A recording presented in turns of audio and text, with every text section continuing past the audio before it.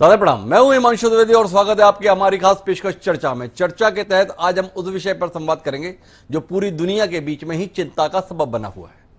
अफगानिस्तान में तालिबान की हुकूमत एक हकीकत के तौर पर सामने आ चुकी है और जब तालिबान अब अफगानिस्तान में सत्ता पर काबिज हो गए हैं तो दो मुद्दे पूरी दुनिया के सम्मुख चिंता का सबब बने हुए हैं। एक कि अब एक बार फिर कहीं दुनिया में आतंकी घटनाएं तो नहीं बढ़ जाएंगी, और दूसरा संदर्भ यह है कि अफगानिस्तान में रह रही महिलाओं का अब क्या होगा। हमने आतंक के संदर्भ में, तालिबान की हुकूमत संभालने के संदर्भ में कई बार बात कर ली, लेकिन आज हमारा विषय महिलाओं की स्थिति पर केंद्रित है और इसीलिए हमारा आज का विषय है हुकूमत तालिबानी पर्दे में मर्दानी। संदर्भ इसलिए लेना पड़ रहा है कि तालिबान में नई सरकार के गठन का ऐलान कर दिया गया। ऐलान के तहत 33 लोग उस सरकार का हिस्सा बनने जा रहे हैं।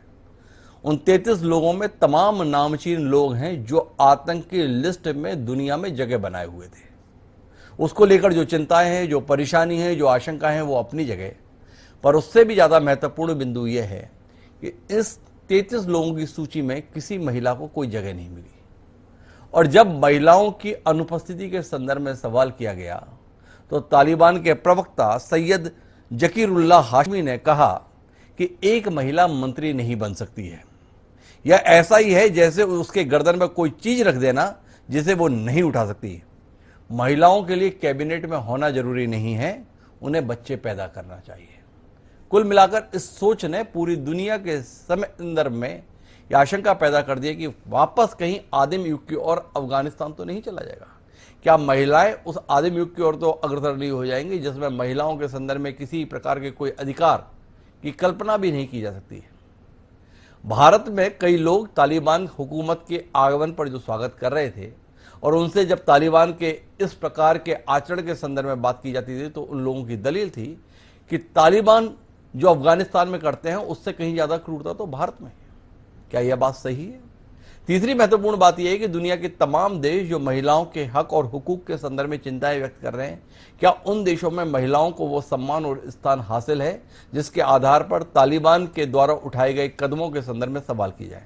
इन तीनों की रोशनी में ही हम बात करेंगे। चार खास मेहमान इस चर्चा का हिस्सा बनने के लिए हमारे साथ जुड़ रहे हैं, उनसे आपका परिचय कराएं और इस संजीदा विषय पर कुछ गंभीर किस्म की बातचीत करने की कोशिश करें। उससे पहले लेकिन समय है आज के विचार सूत्र का। हमारा आज का विचार सूत्र एक कहता है कि देह प्रदा प्राण हरा नराणाम भीरु स्वभाव प्रविशंति वह्यम क्रूरा परम पल्लव पेश लांग्यो मुग्धा विग्धनापि वच यंती। अर्थात स्त्रियां मनुष्यों को जन्म देने वाली किंतु प्राणों को हरने वाली भी है। ये भीरु स्वभाव वाली भी हैं तथा अग्नि में भी प्रवेश कर सकती है। ये अत्यंत कठोर भी हैं, साथ ही पल्लव के समान कोमल अंगों वाली भी है। वे सहज ही मुग्ध हो जाने वाली हैं किंतु विदग्ध जनों को ठग भी सकते हैं। चेंद्र जी के द्वारा जो महिलाओं के संदर्भ में यह बात कही गई है वो महिलाओं के स्वभाव, महिलाओं के सामर्थ्य के विविध स्वरूपों को व्यक्त करती है। उन महिलाओं के संदर्भ में एक हुकूमत सीधे तौर पर कर दे रही है कि उनका काम केवल बच्चे पैदा कर देना है। क्या इसे समाज को, दुनिया को इतनी सहजता से स्वीकार कर लेना चाहिए? इसकी रोशनी में ही अपनी बातचीत को आगे बढ़ाते हैं। हमारे साथ इस चर्चा का हिस्सा बनने के लिए देश की जानी मानी पत्रकार नाज असगर खास तौर पर जुड़ी हैं। हमारे साथ सामाजिक कार्यकर्ता सबिया अंसारी जी भी हैं। कुछ और खास मेहमान भी हमारे साथ बारी बारी से जुड़ेंगे, लेकिन मैं चर्चा की शुरुआत नाज असगर जी से ही करता हूं और उनसे समझने की कोशिश करता हूं कि ये टिप्पणियां आपके मन को कितना भेद दे रही हैं और आपके सामाजिक सरोकार इस स्थिति को लेकर क्या सोच पा रहे हैं। नाज जी। जी, जाहिर है जो ये तालिबान जो हुकूमत बनी इंटरिम, इसमें किसी औरत की भागीदारी नहीं है जी। और उसके बाद आके जो उन्होंने बयानात दिए हैं और जिस तरह से औरतों और मर्दों या क्लासेस में वो सेपरेट करने की बात कर रहे हैं, पर्दा डाल के बैठाने की बात कर रहे हैं, तो जाहिर है ये बहुत ही मायूसकुन बयानात है और हम उम्मीद करते हैं और दुनिया के लोगों को इस पे प्रेशर डालना चाहिए कि वो उनसे औरतों की जो हालत है, उनके जो राइट्स हैं, वो उसको इस्लामी शरिया के नाम पे वो उसको कम ना करें, उसको उसको सिरे से उड़ाई ही न दें सिर्फ इस्लामी शरिया के नाम पे, क्योंकि शरिया की परिभाषा सब अपने अपने तौर से अपने अपने मकसद के लिहाज से करते रहे हैं। तो मुझे लगता है कि इस पे वर्ल्ड प्रेशर बनाना भी उनके पर बहुत जरूरी है। मेरा नाज़ जी आपसे सवाल है कि तालिबान के संदर्भ में खुद तालिबानी भी और उनके पैरोकार खास तौर पर पाकिस्तान के तमाम राजनेता इस बात की पैरवी कर रहे हैं कि ये तालिबान 20 साल पुराना वाला तालिबान नहीं है। उनके सोच, स्वरूप, तरीके सब में बड़ा परिवर्तन आया हुआ है। लेकिन जिस प्रकार से उन्होंने अपनी कैबिनेट का गठन किया और उस कैबिनेट के समर्थन में जिस प्रकार के तर्क दिए, क्या कोई उम्मीद जागती है महिलाओं के सम्मान के संदर्भ में, महिलाओं की सुरक्षा के संदर्भ में? या आपको लगता है कि जिस प्रकार का बर्बरतापूर्ण व्यवहार 5 साल के तालिबानी काल में हुआ था 1996 से लेकर 2001 तक, वापस उसी दिशा में पहुंच रहा है अफगानिस्तान? जी, हम जाहिर है उनकी जो पिछली हिस्ट्री है और जो औरतों के साथ उनका रवैया रहा है वो तो बहुत ही खराब रहा है। और उसके बेसिस पे तो हम उनको जब तक कि वो अपने एक्शंस में तब्दीली करके ना दिखाएं, मैं उनको अभी कोई भी बेनिफिट ऑफ डाउट नहीं देना चाहती हूँ। उनको दिखाना होगा करके, तभी लोगों के सामने जो नजर में आएगा तभी उस बात को माना जाएगा, क्योंकि उनकी पुराना इतिहास से जिससे हमको इत्मीनान नहीं है कि जो उनके नए अवतार में जो सामने आए हैं या वो पुराने ही अवतार है उनका एक्चुअली, लेकिन जो बयानबाजी कर रहे हैं उससे अपने को जरा मॉडरेट दिखाने की कोशिश कर रहे हैं। तो जब तक उनके एक्शंस ना उनके सामने आए तब तक ये कहना बहुत मुश्किल होगा। और फिलहाल अभी जो उन्होंने जैसा कि औरतों को उन्होंने उसमें जगह नहीं दी हुकूमत में, अभी तक जो एक्शंस हुए हैं जो ग्राउंड पे, तो उससे हमें बहुत ज्यादा उम्मीद नहीं दिखती। एक और सवाल आपसे लेना चाहूंगा, फिर मैं सबिया अंसारी जी के पास चलूंगा। पूरी दुनिया आतंकी घटनाएं तो आगे नहीं बढ़ेंगी इसको लेकर चिंताएं व्यक्त कर रही हैं, लेकिन महिलाओं के संदर्भ में वैसी चिंता, वो सरोकार नहीं दिखते, बल्कि यही दलीलें दिखती है कि नहीं तालिबान पहले से कुछ बदला हुआ होगा। क्या महिलाओं के अधिकारों के संदर्भ में दुनिया के तमाम सामर्थ्यवान देशों का यह व्यवहार आपको निराश नहीं करता? क्या आपको नहीं लगता है कि ये अपनी कमजोरी छिपाने के लिए तालिबान के इस व्यवहार, तरीके और सोच तीनों के प्रति जानबूझकर आंख मूंदने लगे हैं? एक तो वैसे आपकी आवाज थोड़ी, मेरी टेक्निकल टीम से शायद मैं रिक्वेस्ट करूंगी, आपकी आवाज बिल्कुल मुझे बहुत ही, मैं अंदाजे से सुन पा रही हूँ, सुनाई नहीं दे रही है। लेकिन जो आपने कहा है, आप शायद ये कह रहे हैं कि दुनिया के लोगों को जो तालिबान के साथ अभी जो एंगेजमेंट है, जो व्यवहार है, वो औरतों को जो औरतों के जो अधिकार हैं उनके लिए ज्यादा, मतलब उनके लिए बहुत ज्यादा आशाजनक नहीं लगता है कि उनमें कमी है। मैं नाजी आपको अपना सवाल वापस दोहराता हूं। मेरा सवाल यह था कि दुनिया के जो तमाम सामर्थ्यवान देश हैं वो तालिबान के संदर्भ में आतंकी घटनाओं को लेकर तो आशंका व्यक्त कर रहे हैं, पर महिलाओं के साथ हो रही ज्यादती या महिलाओं के प्रति अपनाए जा रहे बेरुखीपन के संदर्भ में मौन धारण किए हुए हैं। क्या उनका यह व्यवहार आपके मन में निराशा पैदा नहीं करता है? क्या उनका यह व्यवहार उनकी कमजोरी को जाहिर नहीं कर रहा है कि उन्होंने महिलाओं के संदर्भ में अपने दायित्व, अपनी सजगता के प्रति आंख मूंद ली है? नहीं, बिल्कुल सही, मैं इस बात से एग्री करती हूँ कि जहां तक औरतों का ताल्लुक है, उन लोग ये जो उनके एक्शंस हैं, जो दुनिया के जो पावर्स हैं, वो उनके बिल्कुल इत्मीनान बख्श नहीं है। और मैं चाहूंगी इस सिलसिले में उनको बहुत और असर्ट होके तालिबान के ऊपर दबाव बनाना चाहिए। जी, मैं सबिया अंसारी आपके पास आना चाहता हूं और उन दो तुलनाओं पर थोड़ी बात करना चाहता हूं। तालिबान की हुकूमत आने के बाद अफगानिस्तान में तमाम महिलाएं अपने अपनी सीमाओं में लेकर प्रदर्शन कर रही हैं, विरोध जता रही हैं, कोशिश कर रही हैं, पर हिंदुस्तान में बैठे हुए कुछ लोग ये दलील दे रहे हैं कि क्या आप अफगानिस्तान में महिलाओं की स्थिति को लेकर विलाप कर रहे हैं, उससे कहीं ज्यादा क्रूरता, उससे कहीं ज्यादा महिलाओं पर अत्याचार तो भारत में है। क्या इत्तेफाक रखती है आप इस दलील से, या आपको लगता है ये तुलना जबरिया की है, गैर जरूरी है? जहां तक मैं समझ पा रही हूँ, मैं देख रही हूँ, मैं चूंकि जी, और जहाँ तक मैं समझ पा रही हूँ कि जो लोग इस तरह की बातें कर रहे हैं, सबसे पहले तो अगर इस्लाम के दायरे की बात की जाए जी। तो इस्लाम में तो मसावात है।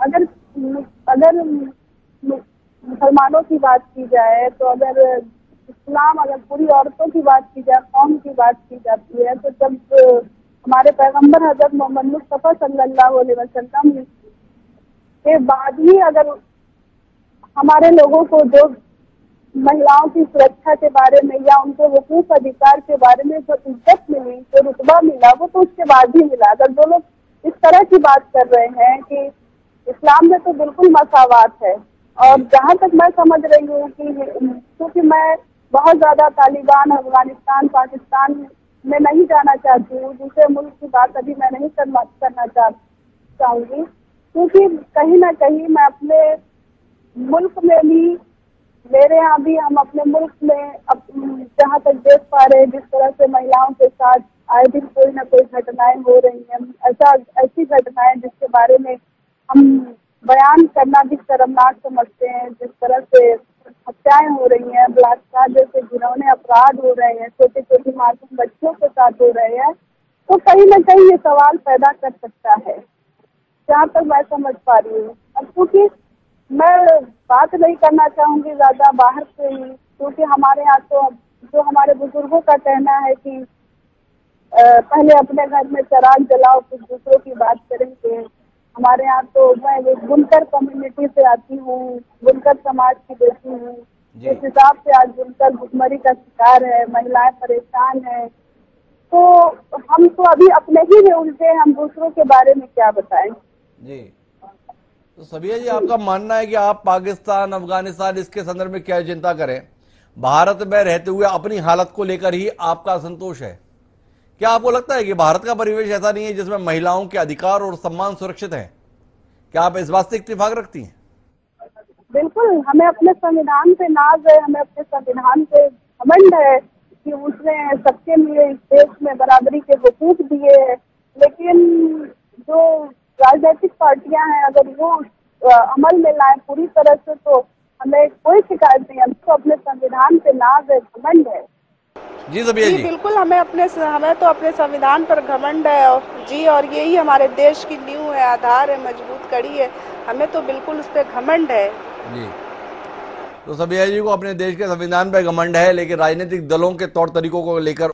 और ना जी, मैं वापस आपके पास रुक कर रहा हूं और आपसे जो जानने में मेरी दिलचस्पी है वो आने वाले समय के आहट को लेकर है। तालिबान दो किस्म की चीजों को जाहिर कर रहा है, एक बयानों की शक्ल में, एक व्यवहार की शक्ल में। बयान में वह दुनिया के बीच में यह बता रहा है कि मुल्क में शांति रहेगी, हम बदले हुए स्वरूप में दिखेंगे, सबके हक सुरक्षित रहेंगे। पर व्यवहार जो अफगानिस्तान में हो रहा है वो हर स्तर पर बर्बरता को दिखा रहा है, कट्टरपंथ को दिखा रहा है। ऐसे में आने वाले समय को आप क्या देख पा रही हैं? हाँ, आने वाले समय के बारे में मैं बिल्कुल, मुझे इत्मीनान नहीं है और मैं उसमें काफी चिंतित हूँ, क्योंकि जब ये बात करते हैं तालिबान की हम शरिया के लिहाज से औरतों के सारे अधिकार देंगे, तो ये मामला तो बड़ा पेचीदा है। शरिया का इंटरप्रिटेशन हर सोसाइटी या हर ग्रुप अपने अपने मकसद से, अपनी वेस्टेड इंटरेस्ट के लिहाज से करता रहा है। जो इस्लामी शरिया क्या है, वो उसका कौन आदमी किस तरह से इंटरप्रेट करता है, पैट्रियार्कल सोसाइटी अपने लिहाज से इंटरप्रेट करती है, तो उसको हमेशा औरतों के अधिकार को ज्यादा दबाने के लिए यूज किया गया उसका इंटरप्रिटेशन। लेकिन जो ये शरिया का इंटरप्रिटेशन कर रहे हैं तालिबान, या औरतों को जो पर्दे में रख रहे हैं, वो चाहते हैं चार दीवारी में बंद रहे, वो किसी चीज में हिस्सा न ले, लेकिन वो तो इस्लामी शरिया और जो इस्लामी हिस्ट्री है उसमें उसके खिलाफ बिल्कुल जा रहा है। क्योंकि आपको हिस्ट्री देखें तो आपको मालूम होगा प्रॉफिट की वाइफ ने वॉर तक लीड की है, तो अगर वो औरत को उस जमाने में इतना बड़ा दर्जा दिया जा सकता है कि वॉर लीड करें हजरत आयशा ने, तो तालिबान ने कहाँ से ये सारी परिभाषा निकाल ली कि शरिया के कहना है कि औरतें सिर्फ घर में बंद रहें और बाहर न निकले और काम न करें। तो मुझे बहुत ज्यादा, वो ठीक है वो कह ले कि चलो आप दुनिया उनसे कह रहे कि आप बाहर के मुल्कों को अपनी जमीन टेरर के लिए न यूज करने दें, मतलब आप हमें न डिस्टर्ब करें, तो सब कुछ ठीक है। लेकिन मुझे ये बात नहीं सही लगती। आप दूसरों को ठीक है, आप ईरान को डिस्टर्ब न करें, आप हिंदुस्तान को डिस्टर्ब न करें, आप फला को ताजिकिस्तान को डिस्टर्ब न करें, लेकिन अंदर अंदर औरतों को चाहे जो कुछ करें जी। तो मुझे इस पे एतराज है, इस रवैये से। एक और बिंदु जिस पे आपका नजरिया चाहिए नाज जी, तालिबान का जो पहले का दौर था उसमें किसी प्रदर्शन की कल्पना भी बेमानी थी। कोई आंदोलन, किसी प्रकार का असंतोष सड़क पर व्यक्त हो जाए, ये कल्पना नहीं कर सकते थे। पर पिछले कुछ दिन से टीवी चैनल्स पर और समाचार पत्रों में आपने खबर भी देखी होंगी और उनके टेलीकास्ट भी देखे होंगे, जिसमें अफगानिस्तान में महिलाएं प्रदर्शन कर रही हैं, नारे लगा रही हैं, तालिबानी लड़ाके उनके ऊपर हमले भी करने की कोशिश कर रहे हैं। क्या इतनी गुंजाइश वहां पर निकल रही है कि आप अपना विरोध सार्वजनिक रूप से व्यक्त कर पा रहे हैं? क्या यह बदले हुए अफगानिस्तान को जाहिर करता है या इसके पीछे भी कोई आप षड्यंत्र देख पाती हैं? देखिए, मुझे लगता है कि पिछले 20 साल में तो कुछ ना कुछ तो लोगों को, जो औरतें बाहर निकली, कुछ एजुकेशन, एक नई जनरेशन इस तरह से पिछले 20 साल में पैदा हो गई जी। तो कुछ ना कुछ तो जाहिर है उनकी मेंटेलिटी में वो चेंज आया है, और तो इतनी हिम्मत हुई कि वो बाहर निकल के तो वो प्रोटेस्ट करें। लेकिन अब मसला है कि उनको, उनकी प्रोटेस्ट को कहाँ तक सक्सेसफुल होती, कहाँ तक, कितनी ब्रूट फोर्स से वो दबा नहीं देते हो, कहाँ तक इन औरतों को दुनिया का साथ मिलता है, ये इसके ऊपर डिपेंड करेगा। ये इसके ऊपर डिपेंड करेगा। पर ना जी, मैं अब बिल्कुल अलग बिंदु पर आपको ले जाना चाहता हूं। अफगानिस्तान में महिलाओं की क्या स्थिति है, आने वाले समय में महिलाओं का अफगानिस्तान में क्या होगा, यह हमारी चिंता का सबब है। लेकिन इस दुनिया में जो देश सबसे ज्यादा प्रगतिशील होने का दावा करता है, महिला अधिकारों के संदर्भ में सबसे ज्यादा आवाज बुलंद करता है, वो अमेरिका, जिसकी अपनी आज़ादी को तकरीबन 250 साल हो चुके हैं। और 250 साल के इतिहास में एक महिला आज तक अमेरिका को नेतृत्व नहीं दे सकी है। राष्ट्रपति के पद पर आज तक कोई महिला पहुंच नहीं सकी। पहुंचना तो दूर की बात है, अब तक लड़ाई केवल एक महिला लड़ पाई उस पद के लिए, हिलेरी क्लिंटन के रूप में। इस विरोधाभास पर भी कुछ कहेंगे आप? देखिए, मैं बता दूं तो वो, ये सारी दुनिया का ये मामला है कि बहुत कम डेवलप होने के बावजूद भी जो औरतों के लिए जो बायस है, जो डिस्क्रिमिनेशन है, वो जो सो कॉल्ड डेवलप्ड या एजुकेटेड जो सोसाइटीज हैं वहां भी एग्जिस्ट करता है। तो आप देखिए, ब्रिटेन में ही महिलाओं को वोट का अधिकार कितने दिनों बाद मिला।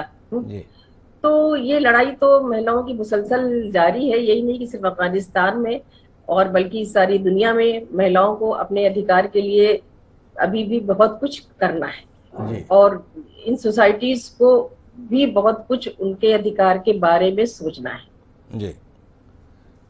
हमारे साथ मुस्लिम धर्म विचारक असगर जी जुड़ चुके हैं, सामाजिक कार्यकर्ता भी हैं, एक्टिविस्ट भी हैं। उनसे समझने की कोशिश करते हैं, तालिबान महिलाओं के अधिकारों के संदर्भ में ऐलान करता है कि शरिया के अनुसार उन्हें अधिकार हासिल होंगे।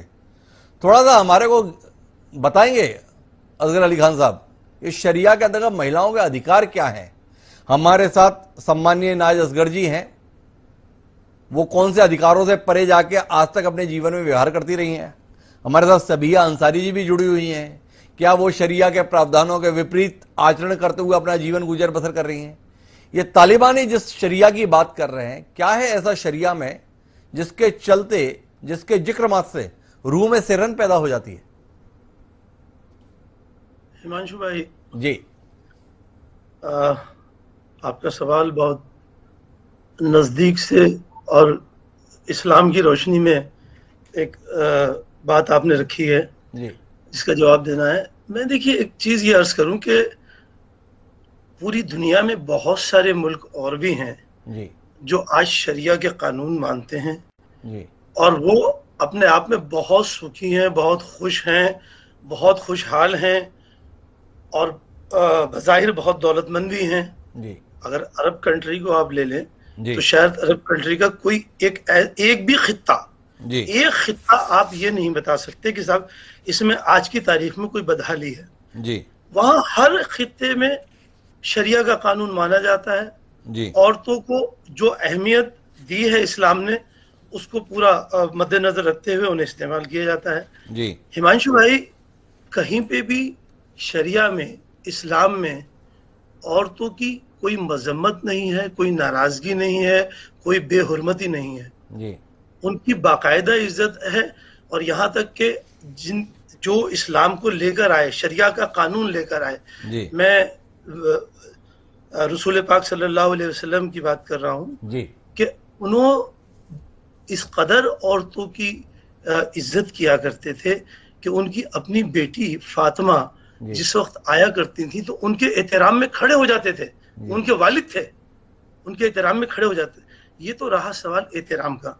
लेकिन अब इसके साथ साथ बहुत सारी चीजें और भी हैं कि भाई उनको घर के बाहर कितना दखल है जी। अब जैसे सरकार के तो आपने ही खुद ही सवाल कर दिया, मैं भी शायद वही बात कहने जा रहा था कि क्या हाल है अमेरिका में, 250 साल से ज्यादा हो गए तुम्हारी आजादी को, क्या तुमने औरतों को दिया? एक बार सिर्फ कंटेस्ट करना है, उसके बाद किसी और ने हिम्मत भी नहीं करी, ना उसके पहले ना कोई आज तक बन पाया। और दूसरी जगह भी, न सिर्फ तो अमेरिका की बात करें, हम ब्रिटानिया भी, बहुत सारी जगह हैं जी हाँ, और वोटिंग राइट भी नहीं दिया गया था और बहुत देर से बाद में, बहुत जद्दोजहद के बाद दिया गया। तो ये अभी अगर हम सारे सवाल आज खड़े कर दें तालिबान के ऊपर, एक बहुत बड़ा सवाल इससे पहले आ रहा था तालिबान के ऊपर कि तालिबान कौन है? साहब टेररिस्ट हैं। तमाम चैनल, हिंदुस्तान का हर चैनल, शायद एक दो चैनल को छोड़कर सारे चैनल ये बात कह रहे थे कि साहब टेररिस्ट हैं, टेररिज्म फैला रहे। मैं तो हिमांशु भाई एक बात कहना चाहता हूँ कि अगर आदमी कौन है इसको नहीं देखना चाहिए, आदमी क्या कह रहा है और क्या अमल कर रहा है इसको देखना चाहिए। अगर कोई खराब से खराब इंसान भी अगर कोई अच्छी बात कह रहा है तो उसको मान लेना चाहिए। अगर उन्होंने ये कहा कि भाई हम अपनी सरकार बनाएंगे, सरकार बनाने से पहले ये बात की थी जिस वक्त वो काबुल में इंटर कर गए थे और सारी चीजें हुई थी, तो उन्होंने कहा था कि भाई हम औरतों को उनकी हिस्सेदारी देंगे, हम बच्चों की पढ़ाई कराएंगे, हम लड़ाई झगड़ा नहीं करेंगे, हम जबान से बात करेंगे, हम गोली से बात नहीं करेंगे और वार की बात नहीं करेंगे। तो अगर ये बातें उन्होंने कही और जो उनकी तस्वीर अपनी बन चुकी थी सारी दुनिया की नजर में कि साहब ये तो टेररिस्ट हैं, उसको उन्होंने अगर साफ करने की कोशिश करी, उस तस्वीर को अगर हटाने की कोशिश करी, अगर उन्होंने ये बताने की कोशिश करी कि नहीं भाई हम भी इंसान हैं, आप लोगों के बीच में से हैं और हम इस मुल्क को चलाना जानते हैं, चलाएंगे, ये हमारा मुल्क है, तो ये कोई गलत बात नहीं थी। खामा में एक उन पे आज तक भी अभी भी बहुत से चैनल ये इल्जाम लगा रहे हैं कि साहब ये तो टेररिस्ट हैं। अगर टेररिस्ट हैं तो पहले तो हमारी सरकार इसको फैसला करे जी। जिन्होंने अरबों रुपया वहां पे लगाया था, क्यों खामा में उनसे नाराजगी ले? आज भी हमारा वहां बहुत से पैसा लगाया, हम जबरदस्ती किसी को क्यों बुरा कहें और उनसे नाराजगी लें? हमारे उस पैसे का क्या होगा जो वहां पे आज भी लगा है? तो सरकार ने आज तक भी इस बात को डिक्लेयर नहीं किया, लेकिन अफसोस के साथ कह रहा हूँ कि बहुत से चैनल ने, मीडिया ने इस बात को बार बार दोहराया कि साहब टेररिस्ट है, टेररिस्ट है। ऐसी बात असगर जी, मेरे सवाल अभी भी अनुत्तरित है। मेरा सीधा सवाल था, शरिया में है क्या जिसका हवाला तालिबानी देते हैं? इस पे एक तो आपसे रोशनी की उम्मीद, और जहां तक आपने कहा कि उनकी बात पे एतबार करना चाहिए, एक महिला थी बानू नेगर, पुलिस अधिकारी थी, 8 महीने की गर्भवती थी, घूर प्रांत के फिरोज खो में पिछले शनिवार को परिजनों के सामने गोली मार के उसकी हत्या कर दी। कसूर इतना ही था कि वह बतौर पुलिस अफसर सेवाएं देती थी। क्या इस रोशनी में सवाल उठना जायज नहीं, और ये जानना कि शरिया में ऐसे प्रावधान कहां है जिसके तहत महिलाओं को काम करने का अधिकार नहीं है? सवाल है, थोड़ा रोशनी देंगे? बिल्कुल सर, बिल्कुल। देखिए, अब जहां तक काम करने का है, महिलाओं ने इस्लाम की जो जंगें हुई जायज और सही और सच्चाई के लिए, उन जंगों में हिस्सा लिया, महिलाओं ने हिस्सा लिया। तो महिलाओं को काम करने का और सारी चीजों में अपने आप को दखल देने का पूरा हक है। और जहां तक सवाल जो आपने एक इवेंट बताया कि गोली मार दी, मैं पहले तो बहुत करीब से जानता नहीं तालिबान को, हम तो अपने लोगों को, अपने भाइयों को जानते हैं, हम अफगानिस्तान को भी ज्यादा नहीं जानते, हम तो हिंदुस्तान को जानते हैं जी। लेकिन वो फिर भी अगर हम कहें तो हम उनको इंसान तो मान सकते हैं, लेकिन फरिश्ता नहीं मानते। अगर हो सकता है कि गलती हुई हो, और अगर गलती की है तो वो गलती है, चाहे वो तालिबान करें, चाहे कोई भी करे, हम करें।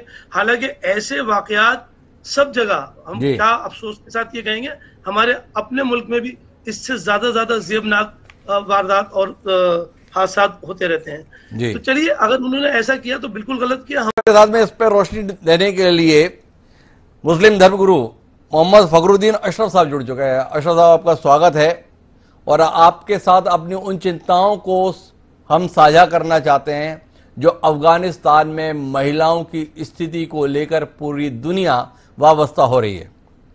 आपसे समझना चाहता हूं कि जो तालिबान महिलाओं के संदर्भ में नजरिया शरिया के तहत जाहिर करते हैं, जिसमें महिलाओं के पढ़ने पर पाबंदी, महिलाओं के घर से बाहर निकलने पर पाबंदी, महिलाओं को बुर्के से बाहर रहने पर पाबंदी, थोड़ा रोशनी देंगे इन सारे प्रावधानों के संदर्भ में कि ये वाकई इस्लाम के नियमों के अनुरूप है या इस्लाम का अपनी सुविधा से किया गया प्रस्तुतिकरण है? आप विचारक हैं, थोड़ा रोशनी दें।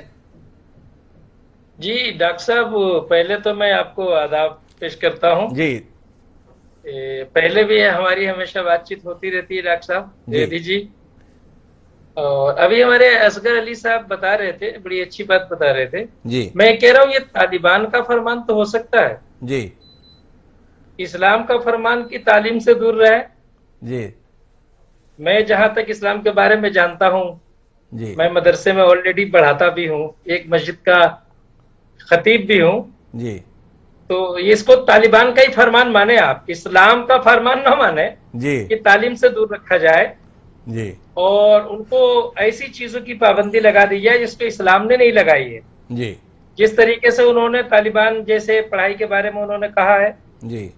ये तो इसके बारे में सही बात तो तालिबान ही बताएंगे, इस्लाम। और हम तो ये नहीं कहेंगे, हम तो कहेंगे कि भाई बिना तालीम के तो दुनिया आगे बढ़ ही नहीं सकती जी। और अपना हुकूक भी वो नहीं जानेंगे जी। अगर औरतों को या मर्दों को, औरतों का ही नहीं मर्दों की बात है, अगर तालीम नहीं होगा तो मर्द भी अपना हक नहीं जानता है। तो कहाँ तक ये वाजिब है ये तो तालिबान वाले बताएंगे, इस्लाम का हक, इस्लाम का फरमान ये नहीं है, ये इस्लाम का हुक्म है। और अभी एक बात और आपने सवाल पूछी थी असगर साहब से जी कि महिलाओं को किसी काम से रोकना, जबकि इन्होंने बड़ी अच्छी जवाब दी कि महिलाओं तो जंगे में भी गई हैं। जी। ये बहुत खूबसूरत जवाब है। इस्लाम का नजरिया तो ये है कि किसी चीज से रोका नहीं गया है, बल्कि जहां जहां महिलाओं के बारे में अत्याचार हुआ है जी और उन्हें रोकने की कोशिश की है, हजरत आयशा रजी अल्लाह तआला अन्हा हुजूर सल्लल्लाहु अलैहि वसल्लम के जो सबसे बेहतरीन बड़ी प्यारी जो ज़ौजा थी जी, वो कितनी हाफिज़े कुरान भी थी और उनके बारे में आता है कि आधा सहाबा के इल्म उन्हीं के पास था और बड़े बड़े सहाबा उनसे रुजू करते थे। अगर वो तालीम याफ्ता नहीं होती तो कैसे उनसे रुजू करते सहाबा कराम किसी बात को मालूम करने के लिए? तो ये तालिबान का कौन सा फरमान है ये तो हम नहीं जानते जी। जाहिर सी बात, असर में तालिबानियों के ऊपर मेरा जो अपना ख्याल है जी, मैं जो अभी तक नजरियात मेरा जा रहा है, जब से मैं देख रहा हूँ 16 अगस्त से जी, जब से तालिबान का पूरी तरीके से अफगान पे जिस तरीके से कब्जा हुआ है जी, तब से मैं देख रहा हूँ कि तालिबान अपने मकसद में कामयाबी के लिए कह कुछ रहे कर कुछ रहे जी, वहां के अंदरूनी खबर तो कुछ और आ रही है, बज़ाहिर दुनिया को दिखाने के लिए कुछ और बात बताई जा रही है जी। तो हमारा नजरियात ऐसा है कि ऐसा लग रहा है जैसे तालिबान को कोई गाइड कर रहा है जी, या तालिबान खुद लोगों को धोखा देने के लिए अपने आप में ही धोखा दे रहे हैं, लोगों को बता कुछ रहे हैं कर कुछ रहे हैं। जबकि जाहिर सी बात है मलाला ज़ई जो हम सब वाकिफ है, मलाला ज़ई से पूरी दुनिया वाकिफ है, उनके ऊपर भी हमला हुआ था और जो नोबल इनाम याफ्ता भी हैं जी, उन्होंने बाकायदे इस बात कहा कि भाई तमाम लड़कियों को तालीम हासिल करने की इजाजत होनी चाहिए, क्यों नहीं होनी चाहिए। हाँ, अब रह गया तालीम हासिल करने में अगर कोई दिक्कत है तो तालिबान को दिक्कत को हटाना चाहिए था और अगर कोई ऐसी चीज आ रही है जिसको शरिया कह रहे हैं तो हम मान लेते अगर शरीयत के मिजाज के मुताबिक अगर कोई ऐसी रुकावट आ रही जो नाजायज है तो उसके बारे में तशरीह कर दे, समझाते हैं कि ऐसा नहीं ऐसा होगा जी। इस्लाम के ऊपर न थोप। मैं थोड़ा इस्लाम पर ही बात करूंगा फखरुद्दीन अशरफ साहब, क्योंकि इस देश में एक बड़ा जनमानस तालिबान के फरमानों को ही इस्लाम की अभिव्यक्ति के तौर पर समझ रहा है। थोड़ा आप रोशनी देंगे महिलाओं के संदर्भ में इस्लाम कहता क्या है, इस्लाम महिलाओं को किस नजरिए से देखता है। तालिबान के प्रवक्ता सैयद जकीरुल्लाह हाशमी साहब ने तो कह दिया है महिलाओं का काम मंत्रिमंडल में आना नहीं है, महिलाओं का काम बच्चे पैदा करना है। सीधा तौर पर तालिबान के प्रवक्ता का यह बयान है। थोड़ा अशरफ साहब, आप मुस्लिम धर्मगुरु हैं, इस्लाम के विद्वान हैं, जानकार हैं, थोड़ा हमारे दर्शकों के बीच में साझा करिए कि इस्लाम महिलाओं को किस नजरिए से देखता है। कहता है जी, कुरान तो कहता है कि जिस तरीके से मोमिन मर्द है उसी तरीके से मोमिन औरतें हैं जी, दोनों का हिसाब बराबर है जी, मसावात का दर्स है इस्लाम में। अगर तालिबान का प्रवक्ता ये बेहुदा लफ्ज इस्तेमाल करे जी, कि महिलाओं का काम सिर्फ बच्चे पैदा करना है, जी, तो आप उनकी तालीम का, उनकी शख्सियत का, उनके अखलाक का, उनके किरदार का अंदाजा खुद ही कर सकते हैं। अब मैं कोई ऐसा लफ्ज तो इस्तेमाल नहीं कर सकता तो उनके बारे में, बस ये आप अंदाजा कर सकते हैं कि उनका अखलाक किरदार कैसा होगा और उनके मिजाज में क्या चल रहा है जी। महिलाओं का अगर सिर्फ यही काम होता जी, अगर सिर्फ यही काम होता तो फिर ये दुनिया बहुत पहले नर्क बन चुकी होती जी। महिलाओं ने बहुत बड़े बड़े काम और मर्दों के शाना बशाना हो करके जी, और शरीयत के पाबंदी के साथ जी, उनका हमेशा हौसला अफजाई की। यहाँ तक एक छोटी सी बात बता रहा हूँ डॉक्टर साहब, क्योंकि आपने इस्लामियात के बारे में ही बात पूछी है जी। जिस वक्त मोहम्मद साहब के ऊपर पहला कुरान नाजिल होता है, कुरान की 5 आयतें गारे हिरा में जी, और आप आकर के अपने घर में उस बात को बताते हैं, आपकी जौजा खदीजतुल कुबरा रजी अल्लाह ताला अन्हा, दो महिलाएं बैठी हैं, अंसारी साहिबा भी बैठी हुई है, वरिष्ठ पत्रकार भी है जी, नाज असगर जी है जी। तो जब बताया, उन्होंने बताया कि मैंने क्योंकि अजीब चीज देखी है, एक अजीब कलाम मेरे ऊपर नाजिल हुआ है और आपने उसका डर महसूस करा, तो सबसे पहला महिला उनकी जो बीवी थी, जौजा थी, हज़रत खदीजतुल कुबरा ने फौरन कहा कि नहीं नहीं, आप घबराए नहीं, अल्लाह ताला आपको हलाक नहीं करेगा, किसी परेशानी में नहीं डालेगा, क्योंकि आप हमेशा अच्छा काम करते हैं, आप बेवाओं की मदद करते हैं, गरीबों की मदद करते हैं, दुखों जो दर्द वाले हैं, जो परेशान, उनकी आवाज को आप उठाते हैं, इसलिए आप घबराए नहीं और हौसला रखें। और वो ले करके उनके जो चचा थे जो पढ़े लिखे उस जमाने के आलम, उनके पास ले जाकर बताए कि सुनिए अपने भतीजे के बारे में ये क्या कह रहे।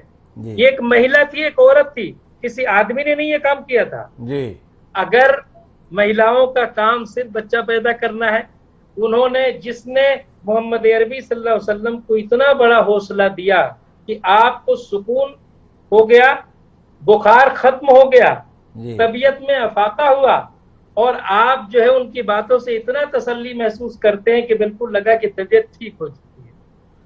अब तालिबान का प्रवक्ता, अब शायद हो सके वो कुरान हदीस न जानता हो, प्रवक्ता बन जाने से कोई बड़ा आदमी नहीं बनता, कोई भी पार्टी किसी को प्रवक्ता बना सकती है, तालिबान वाले बना ले, इसको कोई शक नहीं। बड़ी खरी बात कह रहे हैं फखरुद्दीन अशरफ साहब, लेकिन उनके द्वारा कहे गए कथन की रोशनी में ही मैं वापस नाज असगर जी के पास आना चाहता हूं। नाज असगर साहब, आपसे जो समझना चाहता हूं वो ये है कि पाकिस्तान पूरी दुनिया में इस समय तालिबान का प्रवक्ता बन के घूम रहा है। उसके विदेश मंत्री कुरैशी साहब सबको बता रहे हैं तालिबान एक हकीकत है, तालिबान बदल गया है, इसको मानिए, इसको जानिए, इसको मौका दीजिए।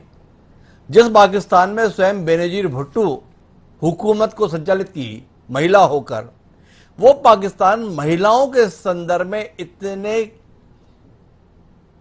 जलालत भरे ख्यालात रखने वाले तालिबानियों की पैरोकारी कर रहा है, क्यों? थोड़ा इसके संदर्भ में आप हमसे विचार साझा करेंगे? देखिए, तालिबान पाकिस्तान जो तालिबान का जो इस वक्त एक जो खास उनका जो एक हिस्सा है, जो इस वक्त काबी से जो गवर्नमेंट है, जाहिर सारी दुनिया को मालूम है कि उसको किसने सपोर्ट किया, किसने उसको हार्बर किया। तो पाकिस्तान की जो सोसाइटी है और जो इस वक्त पाकिस्तान में जो लोग हुकूमत में हैं, उसमें भी थोड़ा फर्क हो सकता है। इसलिए पाकिस्तान का तालिबान से जो रिश्ता है वो सबको मालूम है। तो ये पाकिस्तान की बात पे जाहिर है किसी को कोई अहमियत इसको नहीं दे रहा है और ना इसको कोई इसको सपोर्ट कर रहा है। उनका पुराना रिश्ता तालिबान और जो उनके अपने स्ट्रेटेजिक जो भी उनको लगे कि उनको इससे कुछ गोल हासिल करने तालिबान को सपोर्ट करके, तो वो पुरानी चीजें सबको मालूम है और उनके कहने से उनके कहने पे कोई नहीं यकीन करने वाला है कि हाँ भाई तालिबान बदल गया है। और यहाँ पे जरा एक बात मैं और कहना चाहूंगी कि थोड़ा सा जो कंफ्यूजन ये हो रहा है कि शरिया जो है, शरिया और जो कुरान है, थोड़ा उसमें फर्क इस सेंस में है कि कुरान को जो माना जाता है, जो इस्लाम के मानने वाले हैं, कुरान को एक डिवाइन बुक समझते हैं या कुरान उनको उनके लिहाज से उतारा गया है। लेकिन शरिया देखिए, शरिया ऊपर से नहीं आई है। शरिया तो फिर जो कुरान की जो आयतें हैं उनको इंटरप्रेट करके बनी है। तो इस बात में बदलते वक्त के हालात के साथ हमेशा इसकी गुंजाइश रहेगी कि शरिया को असरनो हमेशा डिफाइन किया जाए, चेंजिंग। जैसे इस्लाम में एक प्रोविजन है इज्तिहाद की, मतलब आप कानून को और जो नॉर्म्स हैं उसको वक्त के हालात के लिहाज से इंटरप्रेट करके आप उसको बदल सकते हैं। तो शरिया कोई ऊपर से उतरी हुई चीज नहीं है। शरिया, इस्लाम, कुरान बहुत सी चीजों पे साइलेंट है। और साइलेंट इन द सेंस है कि हर चीज एक छोटी एक किताब में नहीं आ सकती, दुनिया की हर चीज एक्सप्लेन नहीं की जा सकती। तो उसमें इंसान की अकल पे और सोसाइटी के गुड सेंस और उसके रीजन पे छोड़ा गया है कि बहुत सी चीजें वो इंटरप्रेट करें। तो कुरान का इंटरप्रिटेशन के लिहाज से जो कोडिफिकेशन किया गया कानून का, वो शरिया है। तो शरिया है सच कोई ऐसा नहीं कि सीधे कोई ऊपर से खुदा का फरमान है, ये तो सोसाइटी अपने लिहाज से उसको अपने अनुसार उसकी प्रस्तुति कर लिया, अपने अनुसार उस बात को अपनी सुविधा से प्रस्तुत करने की गुंजाइश बनी रहती है, ये नाज असगर जी का कहना है। इस पर बात करने के लिए मैं वापस फखरुद्दीन अशरफ साहब के पास जाऊंगा, लेकिन उससे पहले मैं असगर अली साहब के पास में जाना चाहता हूं। असगर अली साहब, हम अफगानिस्तान को लेकर बहुत चिंतित हैं, हम अमेरिका को लेकर भी बात कर लिए, लेकिन थोड़ी बात अपने हिंदुस्तान की भी हो जाए, जहां हिंदुस्तान में बड़ी चिंताएं व्यक्त की जा रही हैं अफगानिस्तान में महिलाओं की स्थिति को लेकर। तो इसकी खिलाफत में कई लोग तर्क देते हैं कि हिंदुस्तान में महिलाओं की हालत क्या है, इस पर भी थोड़ी भी बात कर ली जाए। तो आपसे उस पर बात करना चाहता हूं कि आज़ादी के 75 साल पूरे होने पर क्या महिलाएं भारत में, जहां पर यह कहा गया यत्र नर्यास्ते पूजन्ते रमन्ते तत्र देवता, जहां नारियों की पूजा होती है वहां देवता वास करते हैं, क्या इस देश में नारियों की पूजा हो रही है? क्या नारियों को वो सम्मान मिल रहा है जिसके आधार पर अफगानिस्तान में महिलाओं की दुर्दशा को लेकर हम इतनी चिंतित हो जाएं, इतने परेशान हो जाएं, इतने कलप जाएं? सवाल है आपसे, कुछ कहेंगे? डॉक्टर साहब, आपका सवाल सुन के अच्छा तो बहुत लग रहा है कि भाई आपने बहुत अच्छा सवाल किया है, लेकिन जो इनके हालात हमारे मुल्क के रहे महिलाओं को लेकर, उसको अगर आपके सवाल से जोड़ के देखते हैं तो थोड़ी हंसी भी आती है कि वाकई क्या दुर्दशा रही है हमारे मुल्क में। ऐसा लगता है कि हालत जो हम मुल्क की सुनाने लगेंगे तो पत्थर भी आंसू बहाने लगेंगे। महिलाओं को लेकर जो यहाँ पे दुर्दशा रही है और हो रही है, और सरकारें उसको कंट्रोल नहीं कर पाती हैं, कहीं लिंचिंग जैसे चीज को लेकर, कहीं रेप और दूसरी जिनाए बिलजबर की तमाम वारदात को लेकर जो कुछ भी पूरे मुल्क में हो रहा है, और उसको हमारी सरकार कहीं कंट्रोल नहीं कर पा रही है। उन चीजों को लेकर एक बहुत ही अफसोसनाक बात है, और ये इससे failure of government as well as administration also, ऐसा मुझे लगता है। अब जहां सवाल उनके रिजर्वेशन का है, बहुत सारी चीजों को लेकर कि भाई महिलाओं की क्या दशा है, वो भी मुझे तो ऐसा लगता है जैसे बराए नाम है, बराए नाम है। हाँ, वो अपनी कॉम्पिटेंसी में खुद कहीं से कहीं पहुंच जाती हैं, ये एक अलग बात है। चाहे वो खेल का मैदान हो, चाहे वो सर्विसेज का मैदान हो, कि कोई महिला IAS बन जाए, खेल के मैदान में कोई वर्ल्ड कप में पहुंच जाए, या दूसरी चीज, वो उनकी अपनी जाती कॉम्पिटेंसी है। लेकिन सरकार या हमारा मुल्क उनके लिए क्या कर रहा है, इसकी मिसालें मेरे सामने नजर नहीं आई। जो हैं वो भी कागजों पर हैं और अमल में नहीं है, अमल दरामद नहीं है। अब अगर हम उसको टोटलिटी को लेके देखें, जैसे अभी शरिया की बात हो रही थी, हमारी बहन नाज अजहर बता रही थी कि भाई उसको देखिए, कुरान जो है, शरिया कुरान की रोशनी में अगर इंटरप्रिटेशन हुआ है तो वहां तब्दीली का कोई मामला नहीं है। कुरान में कोई भी जेर जबर किसी चीज की भी तब्दीली नहीं की जा सकती, और यही फर्क है। आसमानी किताब सिर्फ कुरान नहीं है, चार आसमानी किताबें रही हैं, तौरीत, ज़बूर, इंजील और कुरान, और यही फर्क है और किताबों में और कुरान में कि उसमें तब्दीली की गुंजाइश थी, हो गई। कुरान 1450 साल से लेकर आज तक जो पहले दिन था वही आज है। अभी अशरफ भाई जैसे बता रहे थे, गारे हिरा में आप उस वक्त तालीम को लेकर बात कर रहे थे, कुरान का पहला लफ्ज इकरा है। शायद अशरफ भाई इसकी पूरी तशरीह करेंगे कि इकरा पहला लफ्ज आप, और उसमें ये नाम नहीं है कि हम सिर्फ ये अल्फाज मर्दों के लिए भेज रहे हैं, या हम सिर्फ औरतों के लिए भेज रहे हैं, या हम मुसलमानों के लिए भेज रहे हैं, या हम हिंदुओं के लिए भेज रहे हैं, सिख या ईसाइयों के लिए ये बात कर रहे हैं। एक तो इस्लाम और कुरान के लिए मैं ये बता दूं कि वो मुसलमानों के लिए नहीं है जी, पूरे आलमीन के लिए। अगर कोई भी कुरान को पढ़े तो उसको उसकी हिदायत और उस पर अमल करे तो सब बेहतरी की तरफ है, कोई एक नुक्ता नहीं लगा सकता। और यही चीज है कि जहां तक सवाल और भाई औरतों के लिए, अभी जैसे औरतों की बात हो रही थी, सही बिल्कुल फरमाया अशरफ साहब ने कि वो उनका अपना हुक्म होगा, अपना कानून होगा तालिबान का कि साहब औरतें तालीम हासिल नहीं होंगी। हदीस पाक तो ये है कि हर मर्द और औरत के लिए इल्म हासिल करना फर्ज है जी। इल्म एक रोशनी है और जहालत एक अंधेरा है, ये भी एक हदीस पाक है। आप इल्म हासिल करें चाहे आपको चीन जाना पड़े, यानी चीन से मुराद के दुनिया के एक कोने से दूसरे कोने जाना पड़े, उस वक्त ये नहीं कहा गया कि सिर्फ औरतों के लिए हम बात कर रहे हैं, ये नहीं कहा गया कि हम सिर्फ मर्दों के लिए बात कर रहे हैं। वो एक ऐलान था सबके लिए, सारे आलम के लिए। बड़ी महत्वपूर्ण टिप्पणी की है हमारे साथ में असगर जी ने। असगर जी कह रहे हैं कि इल्म के प्रति सबसे ज्यादा आग्रह है कुरान में, और इल्म हासिल करना जिंदगी की सबसे बड़ी जरूरत के तौर पर जाहिर किया गया है, चाहे वो महिला हो चाहे वो पुरुष हो। और जो जना अगर इसमें रुकावट डालने की बात कर रहा है तो सही मायनों में इस्लाम का दुश्मन तो वही है जो कुरान के अंतर्गत दिए गए प्रावधानों का विरोध करने की बात कर रहा है।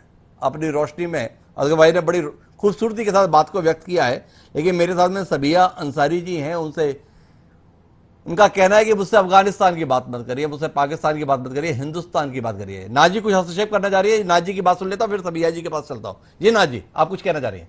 जो असगर साहब ने कहा है, मुझे उससे थोड़ा सा उससे कुछ गुरेज है कि उन्होंने कहा कुरान में एक लफ्ज की भी तब्दीली नहीं हो सकती, लेकिन शरिया कुरान की रोशनी में बनाई गई, इसलिए तब्दीली नहीं हो सकती। अब मसला है कि कौन मुल्क में, हर मुल्क में भी अलग अलग शरिया के लिहाज से कानून बने हैं, तो कुरान में तब्दीली की बात नहीं है, लेकिन कुरान की किसी चीज की लाइट में कोई चीज अगर इंटरप्रेट करके बनाई जाती है तो उसमें कहीं ना कहीं हर जहां फर्क की गुंजाइश होती है, और हर वो अपनी सोसाइटी, अपनी स्टेज ऑफ डेवलपमेंट के लिहाज से वो चीजों को इंटरप्रेट करती है। तो इनकी बात से कुछ ये लगता है कि नहीं साहब, वो जो एक बार किसी ने शरिया का इंटरप्रिटेशन कर दिया कुरान की रोशनी में, फिर तब्दीली हो ही नहीं सकती। तो मुझे इससे बड़ा एतराज है। नाजी की बात बिल्कुल जायज है, और अगर ऐसा ना होता तो ये तालिबानी उसी शरिया के हवाले देके इस प्रकार के बेवकूफाना प्रावधानों को क्यों दुनिया के सामने रख रहे होते और उसे इस्लाम की आड़ देने की कोशिश कर रहे होते।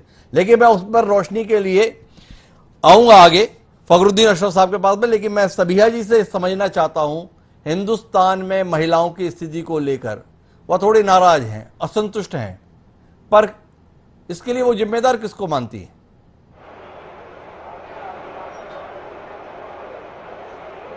जी सबिया जी। जी बिल्कुल जी, मैं बात रखना चाहूँगी कि जो जाहिर की बात है कि हिंदुस्तान में हमारी सरकारें जो रही हैं, जो राजनीतिक पार्टियां हैं, ये कहीं ना कहीं यही लोग जो महिलाओं के हक व हुकूक है, जो संविधान में लिखा है देने के लिए महिला आरक्षण की बात जहाँ तक कही गई है, तो ये कहीं भी ये लोग देते हुए नजर नहीं आते। कहने को तो सब कहते हैं हम देंगे, लेकिन अगर राजनीतिक पार्टियां ही, अभी आप देखेंगे टिकट बंटवारे को ही लेकर अगर देखा जाए तो ये लोग कहते तो हैं, लेकिन ये अगर अपने ही खेमे से शुरू कर दे राजनीतिक पार्टियां, तो वहीं से कहीं ना कहीं रिजल्ट आना शुरू हो जाएगा बेहतरी काम महिलाओं की। तो सभी जी का कहना है कि कथनी और करनी में अंतर, और कथनी और करनी के अंतर के संदर्भ में मेरे पास आंकड़ा है। भारत की संसद है, 75 साल के बाद में संसद के अंदर कुल 14% महिलाओं की भागीदारी संसद के अंदर है। आधी आबादी की बात करते हैं और संसद में प्रतिनिधित्व की बात आए तो 33% का आरक्षण देने के नाम पर भी पिछले 30 साल से केवल कहानियां सुनाई जा रही हैं, व्यवहार में उन्हें होते हुए हम नहीं देख पाते हैं। इसकी रोशनी के बीच में मैं वापस आता हूं फखरुद्दीन अशरफ साहब, और नाजी के और असगर भाई के बातों में थोड़ा सा विरोधाभास आ गया है शरिया के संदर्भ में। थोड़ा आप रोशनी देंगे, क्या पूरी दुनिया में शरिया एक ही है और उसी के अनुसार व्यवहार है, उसी के अनुसार कार्य है, या लोगों ने अपनी सुविधा के अनुसार इनको दिया हुआ है? हिंदुस्तान में तो 3 तलाक तक आज से साल भर पहले एक हकीकत थी। क्या कुरान या शरिया 3 तलाक के संदर्भ में ऐसे प्रावधानों की हिमायत करता है? आपसे जानने में दिलचस्पी। और तालिबान जिस शरिया का हवाला दे रहे हैं उसके संदर्भ में भी कोई टिप्पणी आप जैसा सुधी विचारक साझा करेगा तो वो तमाम लोग जो तालिबानी हुकूमत में इस्लाम की बुलंदी को देख रहे हैं शायद हकीकत को समझ पाएंगे। देखिए डॉक्टर साहब, जो अभी नाज असगर साहिबा ने जो बात बताई जी, कुरान की तब्दीली, इनका मकसद कुरान की तब्दीली नहीं था। मुझे लगा कि शायद जो असगर जी हैं जी, शायद इनकी बात सुनने से शायद उनको लगा कि नाज साहिबा जो कुरान की तब्दीली की बात कर रही हैं जी, तो इस वजह से उन्होंने अपनी बहरहाल ख्यालात रख दिया। ये अच्छी बात है, ये राय की बात होनी चाहिए जी। उन्हें ये लगा शरिया जो है, एक तो पहले जो इल्म वाली बात आ रही थी जो लड़कियों को पढ़ने, जैसे कुरान की ही सूरह हज़ाब कहते हैं कुल हल यस्तविल्लज़ीना यालमून वल्लज़ीना ला यालमून जी। कुरान खुद कहता है कि क्या तुम ये बताओ जो इल्म रखने वाले हैं, जो जानने वाले हैं, क्या बिना जानने वाले उनके बराबर कभी हो सकते हैं क्या जी? क्या हम औरतों को मर्दों को बराबर कैसे रख सकते हैं अगर तालीम से ही रोक देंगे जी? ये कुरान कहता है जी। कुल हल यस्तविल्लज़ीना यालमून वल्लज़ीना ला यालमून जी। ला यालमून कभी नहीं हो सकते, क़यामत तक नहीं हो सकते बराबर जी। जब वो जानते ही नहीं, चाहे वो मर्द हो या औरत जी। ये नहीं कहा कि औरतें बराबर हो सकती है बिना जानने को ये जी। दूसरी जो असगर जी ने एक और बात बताई थी, बड़ी अच्छी बात बताई थी वो कि इक़रा बिस्मि रब्बिकल्लज़ी खलक़ जी। जब फरिश्ता आके कहता है मोहम्मद साहब से कि मैं मोहम्मद साहब इसलिए कह दे रहा हूँ कि बात जो लोग दर्शक देख रहे हो जल्दी से समझ सके जी, कि आप पढ़िए, तो उन्होंने कहा मैं पढ़ा हुआ नहीं हूँ जी। आप सल्लल्लाहु अलैहि वसल्लम का जवाब ये था 3 मरतबे बात। तो फरिश्ते ने उनको अपने गले से लगाया और ऐसे भींचा जैसे हम लोग गले मिलते हैं ना जी। उसके बाद उन्होंने कहा पढ़ो अपने रब के नाम से जिसने तुम्हें पैदा किया, उसके नाम से पढ़ो जी। तालीम की हकीकत ये बताई। बहरहाल इनकी जो नाज साहिबा की और जो इनकी जो गलतफहमी शरिया के एक मसला है, कुरान में तब्दीली तो नहीं हो सकती जी। और असगर जी ने एक बात बताई कि 4 आसमानी किताबें ये बड़ी बड़ी हैं, और भी आसमानी किताबें सहीफे भी हैं जी, और भी पैगंबरों पे नाजिल हुए किताबें बहुत हैं जी। बहरहाल कुरान में तब्दीली नहीं। इन्होंने नाज साहिबा का कहने का मतलब कुरान की तब्दीली थी, शरिया जो है इन्होंने जो इज्तिहाद का लफ्ज इस्तेमाल किया है, एक इज्तिहाद का जी, जो अक्ल वाली बात इन्होंने बताई, बड़ी अच्छी बात बताई। शायद हमारे समझने में थोड़ी सी कुछ भी चूक रही, इनको बता तो रही थी बड़ी अच्छी बात जी, कि इज्तिहाद जो इसके जरिए से हक तक, सच तक पहुंचने की कोशिश किया जाता है जी, बिल्कुल।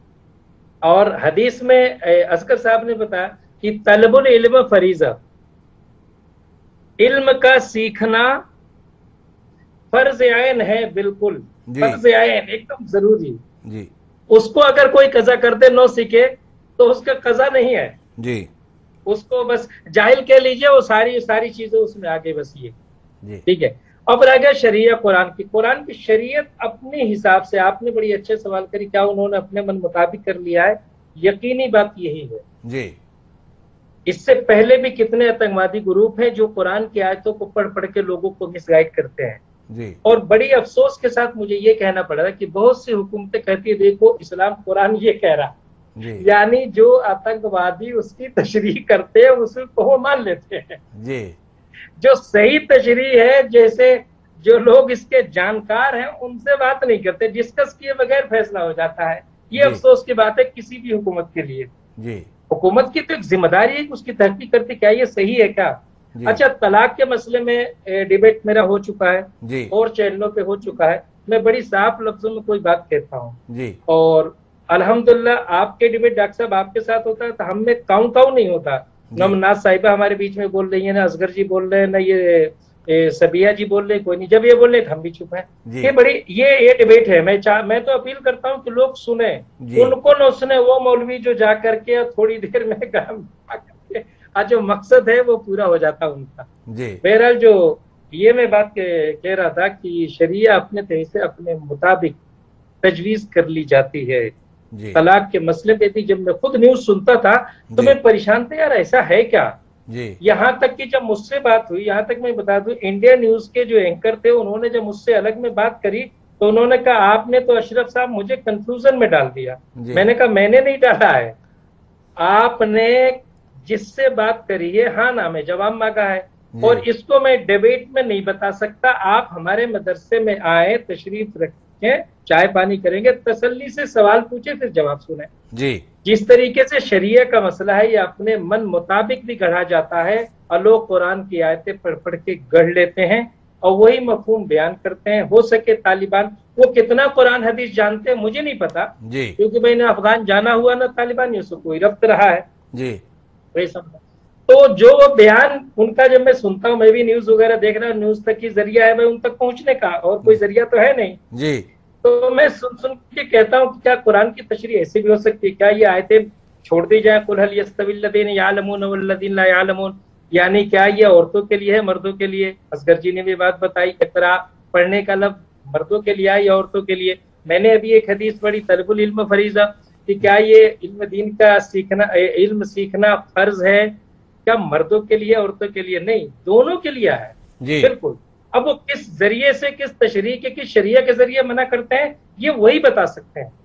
तो मेरा आपसे सवाल है फखरुद्दीन साहब, एक स्पष्ट उत्तर की अपेक्षा के साथ में, कि जो लोग कुरान में कही गई बातों का इस प्रकार से नजरिया पेश कर रहे हैं दुनिया के सामने, इन्हें इस्लाम का दोस्त माना जाए या दुश्मन माना जाए?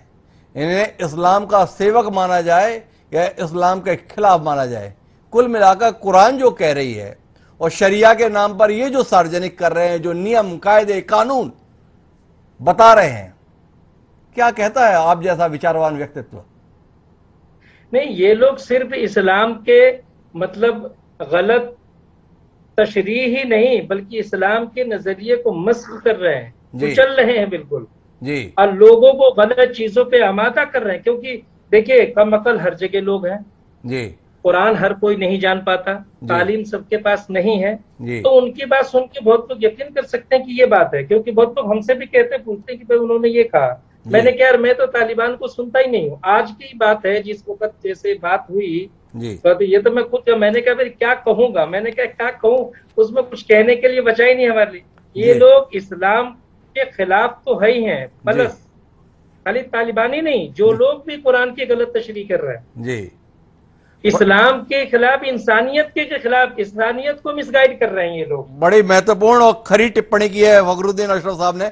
मैं आखिरी बातचीत के लिए नाज असगर साहब आपके पास आना चाहता हूं और आपसे जानना चाहता हूं कि अफगानिस्तान के वर्तमान हालात में बड़ी संख्या में महिलाएं अंधेरे की ओर देख रही हैं, उनकी जिंदगी में उजाला आने की उम्मीद आप जैसा दूरदर्शी पत्रकार किस आधार पर देख पा रहा है? क्या कोई उम्मीद है जो अभी भी आपके अंदर जगाए रखती है कि नहीं नहीं अभी भी वहाँ के हालात बदल जाएंगे, वहाँ की महिलाएं इस दुश्वारी से बाहर निकल जाएंगी, वहाँ की महिलाओं को भी वो सम्मान और स्थान मिल जाएगा जो वस्तुतः एक इंसान होने के नाते उनका हक है? देखिए, उम्मीद पे दुनिया कायम है। अब हम उम्मीद तो ये करते हैं कि जो इस बीच जो 20 साल गुजरे उससे बहरहाल अफगानिस्तानी औरतों और मर्दों ने भी, उनकी नई जनरेशन ने कुछ तालीम हासिल की जी। और हो सकता है कि उनकी सोसाइटी में पिछली बार जितना ज्यादा औरतों को दबा लिया था, हो सकता है औरतें इस बार रेजिस्ट करें। लेकिन ये बहुत कुछ डिपेंड करेगा कि तालिबान को बाहर की दुनिया इस बारे में कितना रोकती है, कितना दबाव डालती है जी। मान ले बाहर की दुनिया बिल्कुल उनसे ठीक है, उनको अपने मकसद के लिए, अपने पॉलिटिकल, अपने स्ट्रेटेजिक मकसद को कुछ हासिल करने के लिए उनको एंगेज करती है, उनको ज्यादा खफा नहीं करती है, उनके साथ करती है। लेकिन वो औरतों के साथ अंदर क्या उनका रवैया है इस बारे में कोई दबाव नहीं पड़ता है उनके ऊपर। तो मुझे लगता है कि इसमें औरतों के लिए बहुत ज्यादा कुछ उम्मीद करने की गुंजाइश नहीं है। ये डिपेंड करेगा कि तालिबान अपने आप में कितने पावरफुल इंटरनली हो जाते हैं। अभी तो हमें देखना है कि उनके पर, अभी तो अफगानिस्तान की इकोनॉमिक हालत बहुत बुरी है जी। बहुत ज्यादा वहाँ पे डिस्ट्रप्शन है। तो ये इनकी हुकूमत जो आती है कितनी पावरफुल होती है, वहाँ के वहाँ रेजिस्टेंस कोई डेवलप होता है कि नहीं होता है। अगर ये ऑल पावरफुल हो जाते हैं तो मुझे नहीं उम्मीद है कि ये कोई औरतों के साथ कुछ। अगर हम अपनी बातचीत के मर्म को ले जाएं तो बातचीत के मर्म 3 बिंदुओं के रूप में व्यक्त हो रहे हैं। एक कि निश्चित रूप से तालिबान का अफगानिस्तान में काबिज होना वहां की महिलाओं के लिए परेशानी का सबब बना हुआ है। इस पर हमारा पैनल एक राय है। दूसरी महत्वपूर्ण टिप्पणी जो नाज असगर ज़ैबा की है वो ये है कि वहां की महिलाओं के अंदर एक जागरूकता पिछले 20 साल में आई है, वहां के पुरुषों में भी आई है। कुछ वह लोग प्रतिकार करें, पर उसके साथ साथ अंतर्राष्ट्रीय स्तर पर तमाम देश महिलाओं के अधिकारों के संदर्भ में तालिबानियों पर दबाव बनाए, ना कि अपनी राजनीति के चलते इसको अनदेखा कर दें। अगर अंतर्राष्ट्रीय स्तर पर दबाव रहेगा तो निश्चित रूप से महिलाओं की बेहतरी के लिए कुछ फैसले की उम्मीद हम कर सकते हैं। और तीसरी और महत्वपूर्ण टिप्पणी जो हमारे साथ में फखरुद्दीन अशरफ साहब और असगर साहब ने जाहिर की, खासतौर पर फखरुद्दीन साहब ने तो बहुत स्पष्ट तौर पर कहा कि जो तालिबान कर रहा है उसे इस्लाम के समर्थन में तो देखा ही नहीं जा सकता, बल्कि ये इस्लाम की खिलाफत है और उससे भी बढ़कर ये इंसानियत की खिलाफत है। तो कुल मिलाकर एक संदेश साफ है कि अफगानिस्तान में जो खून बह रहा है वो किसी इंसान या किसी धर्म विशेष का नहीं, किसी मजहब विशेष का नहीं, बल्कि इंसानियत का बह रहा है। और अगर बह रहा है तो उसे रोकने की जिम्मेदारी अंतर्राष्ट्रीय स्तर पर उन तमाम ताकतों की है जो अब तक ये दम भरते आए थे कि हम मानवता के हैं, मानवता की सेवा हमारा ध्येय है। अगर उनका ध्येय है तो इस समय पर वो तमाशाई होकर टुकुर टुकुर देख क्यों रहे हैं, ये सवाल है। लेकिन आप सभी मेहमानों का बहुत बहुत धन्यवाद हमारे साथ इस गंभीर चर्चा का हिस्सा बनने के लिए। समय है अब आज के शेर का। तो हमारे शेर के स्थान पर हमें प्रासंगिक पंक्तियां मिली हैं और कमाल की पंक्तियां हैं। वो ये कहती हैं कि तेरे माथे पे ये आंचल बहुत ही खूब है, कि तेरे माथे पे ये आंचल बहुत ही खूब है, लेकिन तू इस आंचल से एक परचम बना लेती तो अच्छा था। असरार उल हक मजाज ने नारी शक्ति के संदर्भ में जो ये आह्वान, ये जो उम्मीद जाहिर की है, यह उम्मीद अफगानिस्तान में मौजूद उस तमाम महिलाओं को समर्पित है जो अपने हक और हुकूक के लिए वह संघर्ष कर रही हैं। उम्मीद है उनका संघर्ष व्यर्थ नहीं जाएगा। बहरहाल आज के इस कार्यक्रम में इतना ही। कल फिर मिलते हैं नए विषय के साथ। मुझे दीजिए, सदर बढ़ाओ।